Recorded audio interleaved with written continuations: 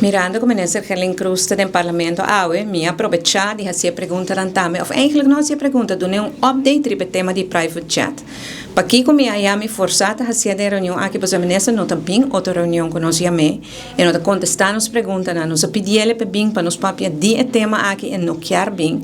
Nós peticionamos a data de dezembro e meu colega Rocco Chong manda como 9 reminders de sua ministra não está bem. Que é o update? O update é aqui. Ministra avisa nós que ela vai cortar de um jet privado e que ela paga. Depois ela avisa, ela compartilha o gasto. Não.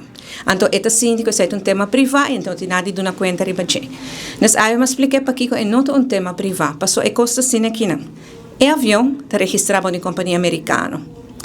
Lei americana da avisa que se o avião aqui que está registrado não, se a ministra apaga, a ministra viola a lei americana. Se a ministra compartilha gasto, ela viola a lei americana. E isso é algo sério. E o parlamento aqui quer saber se nós temos um ministro que viola a lei americana. E se a ministra não apaga, sobre que ainda me está quase seguro que não apaga e que ganha o parlamento, a anterior pergunta está, é um gift, é um schenken, é um regalo. Para regalo na assina, tem regra, código de conduta do ministro. O ministro cumpre com não. Passou outro bem código de conduta para amtenar, na informar-nos de sete viernes último, quando está trabalhando para código de conduta de amtenar. Anteora, com amtenar sim, mas tem o mesmo código de conduta ministro, não? Mas, chis para compreender que o ministro mister de uma claridade.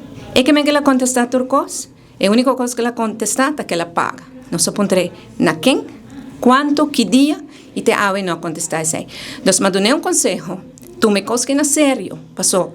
Costa viola o código de conduta de Aruba, outro costa viola a lei americana, que põe em cabo de hobby mais problema.